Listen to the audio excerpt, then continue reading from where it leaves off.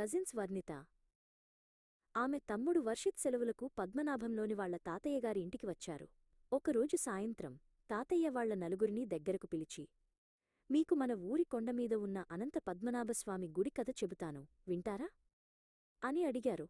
అందరూ ఉత్సాహంగా, చెప్పండి తాతయ్య అన్నారు. చాలా ఏళ్ల క్రితం ఈ కొండమీద స్వామివారు పద్మనాభుని రూపంలో వెలిశారని పురాణాలు చెబుతున్నాయి. ఆయన్ని దర్శించుకోవడానికి ఎందరో రాజులు, ఋషులు వచ్చేవారు.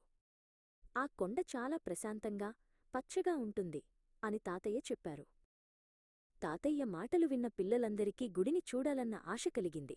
తాతయ్య, మనం రేపు గుడికి వెళ్దామా అని మోక్షిత, వర్షిత్ ఒకేసారి ఆత్రంగా అడిగారు. తప్పకుండా, రేపు ఉదయాన్నే మీ నలుగురినీ తీసుకెళ్తాను అని తాతయ్య నవ్వారు. మరుసటి రోజు ఉదయం తాతయ్యతో కలిసి రోహన్, మోక్షిత, వర్ణిత, వర్షిత్ కొండ ఎక్కడం మొదలుపెట్టారు. దారి పొడవునా పచ్చని చెట్లు, చల్లని గాలివాళ్లకి స్వాగతం పలికాయి. మెట్లు ఎక్కుతుంటే దూరం నుండి గుడిగోపురం కనిపించింది.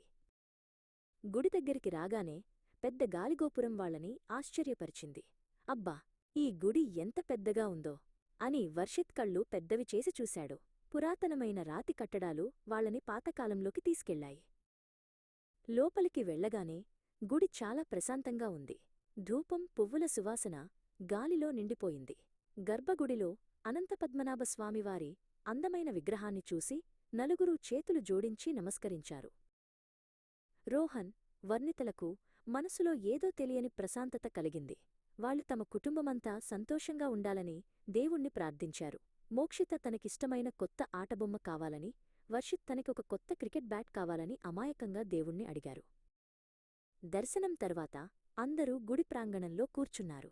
తాతయ్య వాళ్లకి ఆ గుడిని కట్టించిన రాజుల కథలు, అక్కడ జరిగే ఉత్సవాల గురించి ఎన్నో ఆసక్తికరమైన విషయాలు చెప్పారు.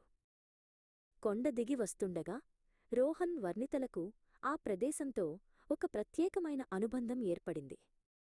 దాని చరిత్ర గురించి ఇంకా తెలుసుకోవాలని అనుకున్నారు. మోక్షిత, వర్షిత్ మాత్రం గుడి ఎంత అందంగా ఉందో, అక్కడ ఎంత బాగుందో అని చెబుతూనే ఉన్నారు. ఇంటికి వచ్చాక వాళ్ల అమ్మానాన్నలతో వీడియో కాల్లో గుడి గురించి చెప్పారు.